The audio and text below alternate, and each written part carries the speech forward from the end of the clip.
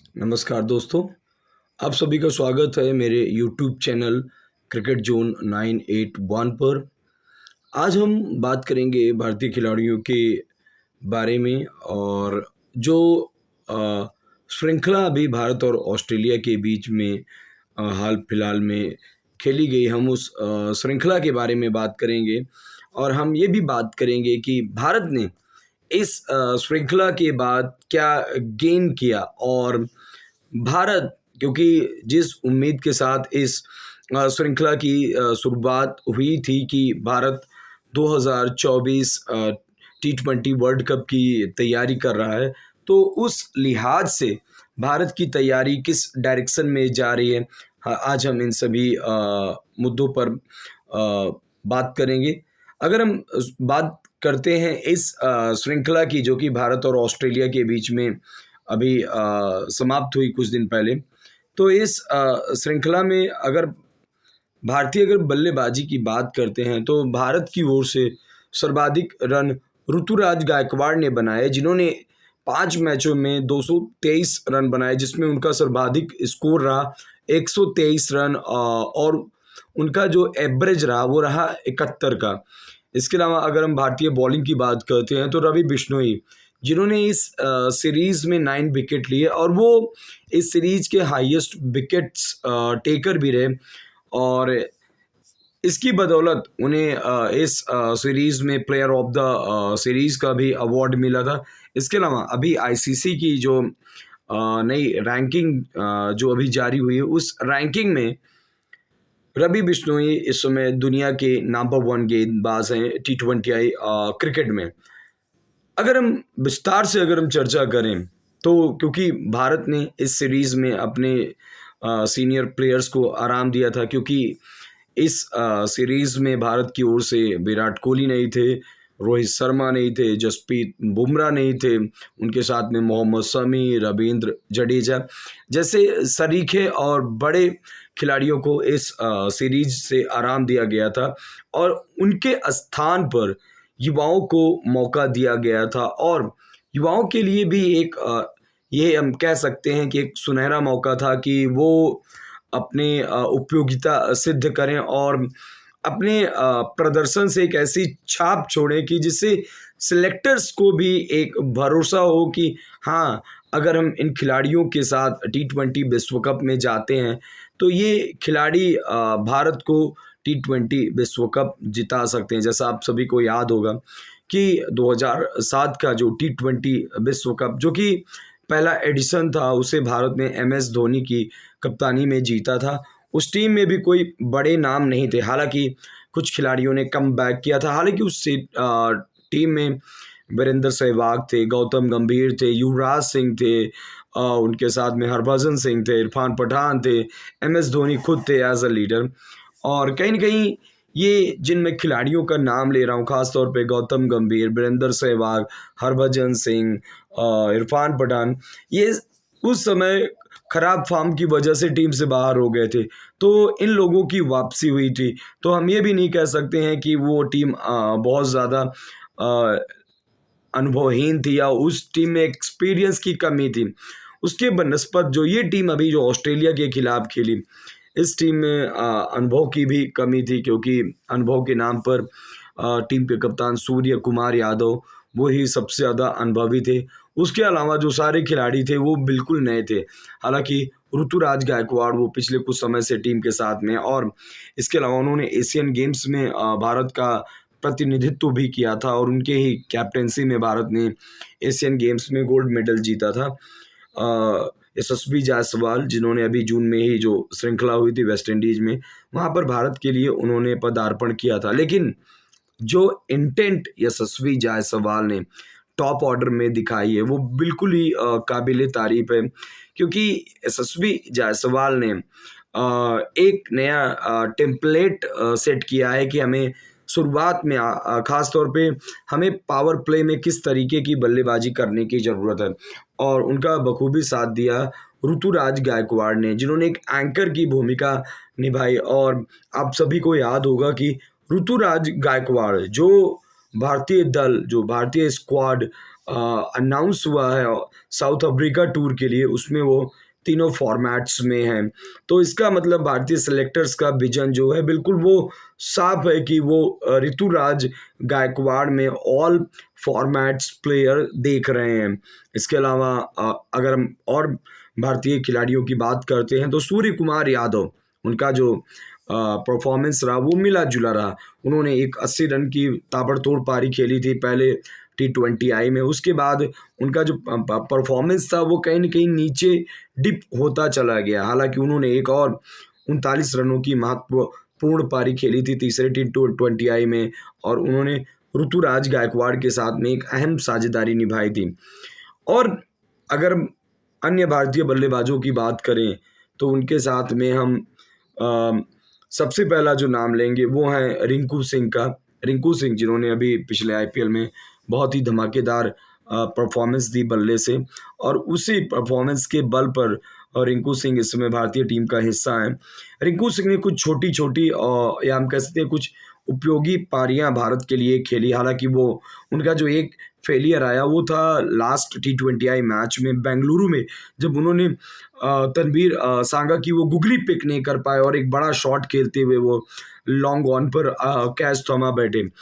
और इसके अलावा रिंकू सिंह ने भी बल्ले से एक प्रभाव छोड़ा, और जिस तरीके का उन्होंने टेम्परामेंट दिखाया और जिस तरीके से उन्होंने अपनी इनिंग्स को बिल्ड किया वो काफ़ी काबिले तारीफ़ है। और हम उम्मीद करते हैं कि भारत की जो एक तलाश है मिडिल ऑर्डर में, ख़ास तौर पे नंबर 6 पर, वो शायद रिंकू सिंह के आने के बाद से ये तलाश भी पूरी हो जाएगी।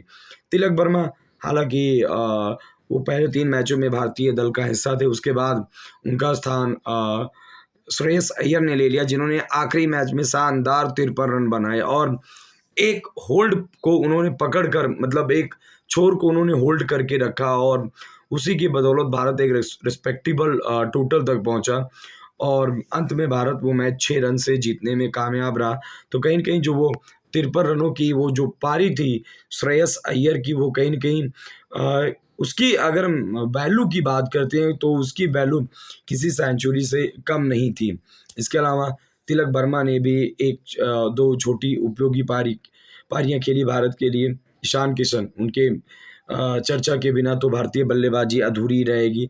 उन्होंने पहले 2 मैचों में जो 2 ताबड़तोड़ अर्धशतक लगाए, वो बिल्कुल ही वो अलग ही ज़ोन में दिखे बल्ले के साथ में। उसके बाद उनके स्थान पर मौका मिलता है जितेश शर्मा को, और जितेश शर्मा ने 35 और 24 रनों की 2 छोटी पारियां खेली, लेकिन उस लड़के ने ये दिखाया कि पावर हिटिंग क्या होती है। तो जितेश शर्मा में मुझे तो भारत के लिए एक ब्राइट फ्यूचर नज़र आ रहा है, क्योंकि वो विकेट के पीछे भी ग्लव्स के साथ भी बहुत ही शानदार दिखे हैं।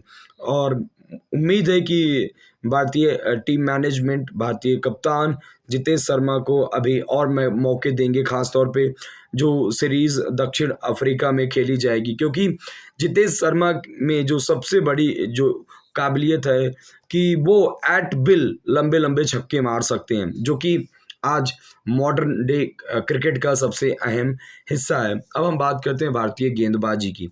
अर्शदीप सिंह, अगर उस आखिरी ओवर को निकाल दिया जाए तो अर्शदीप सिंह बिल्कुल ही आउट ऑफ रिदम ही नज़र आए। मुकेश कुमार ने, हालांकि पैचेस में उन्होंने अच्छी गेंदबाजी की, क्योंकि ज़्यादातर मैचेस में भारत ने सेकंड बॉलिंग की जब ड्यू बहुत ज़्यादा हो गई थी, लेकिन मुकेश कुमार ने अपनी गेंदबाजी से खासा प्रभावित किया है। प्रसिद्ध कृष्णा ये सीरीज़ तो भूलना चाहेंगे, क्योंकि जिस तरीके की पिटाई उनकी हुई, खास तौर पे मैक्सवेल ने जो उनकी क्लास लगाई, वो तो प्रसिद्ध कृष्णा कभी भूल ही नहीं पाएंगे। लेकिन प्रसिद्ध कृष्णा के पास एक सबसे बड़ी जो बात है कि उस लड़के में जो खूबी है कमबैक करने की, तो हम उम्मीद करते हैं कि प्रसिद्ध कृष्णा इस सीरीज को भुलाकर एक अच्छी वापसी करेंगे भारत के लिए, क्योंकि अब भारतीय टीम दक्षिण अफ्रीका के दौरे पर है और वहाँ पर प्रसिद्ध कृष्णा को ऐसी पिचेस मिल सकती हैं जहाँ पर उनका जो एक्स्ट्रा बाउंस है, जो गेंद उनका निप करता है ऑफ द विकेट, वो कहीं न कहीं भारत के लिए काफ़ी हेल्पफुल साबित हो सकता है। आबिज खान वो भी पैचेस में अच्छा करते हुए दिखाई दिए।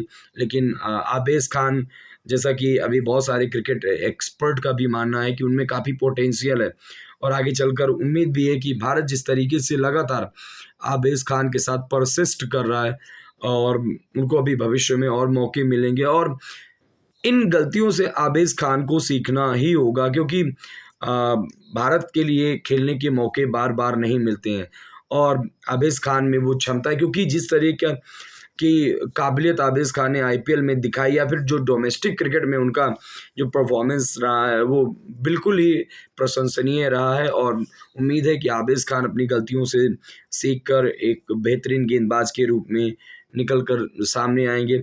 अब हम बात करते हैं भारतीय स्पिनर्स की, खास तौर पे रवि बिश्नोई और उनके साथ में अक्षर पटेल की। अक्षर पटेल आखिरी के 2 मैचेस में मैन ऑफ द मैच रहे और उन्होंने गेंद और बल्ले से शानदार प्रदर्शन किया। लेकिन रवि बिश्नोई, द लिटिल राशिद खान, मैं तो उनको भारत का राशिद खान कहता हूं, क्योंकि जिस तरीके से उनका जो क्विक आर्म एक्शन है और जो उनका ऑफ द विकेट गेंद जो स्किड होके निकलता है वो उनको बहुत ही लीथल बनाता है। और आप सभी ने देखा ही होगा कि जिस ट्रेविस हेड को आउट करने में भारतीय गेंदबाजों के पसीने छूट गए थे, बड़ी आसानी से उनको रवि बिश्नोई ने क्लीन बोल्ड कर दिया।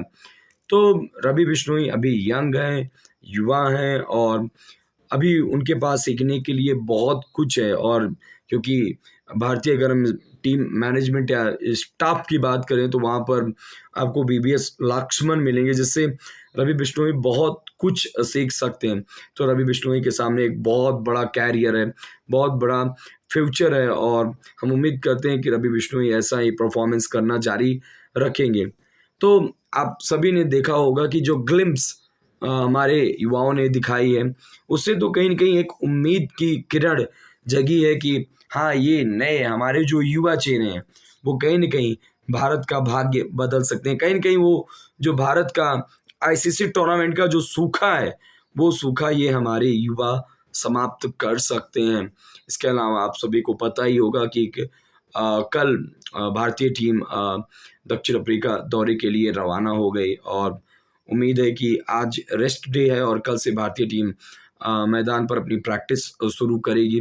तो इन युवाओं के लिए और ख़ास तौर पे सूर्य कुमार यादव के पास एक सुनहरा मौका है कि वो दक्षिण अफ्रीका में जाकर बल्ले से कुछ अच्छी पारियां खेलें और एक एग्जाम्पल सेट करें बीइंग अ लीडर पूरी टीम के लिए।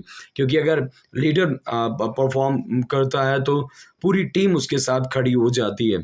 तो एक सुनहरा मौका है हमारे युवाओं के लिए, हमारे नए लड़कों के लिए कि वो साउथ अफ्रीका में बेहतरीन प्रदर्शन करके ये जो 3 T20I मैचों की श्रृंखला है उसे अपने नाम करें।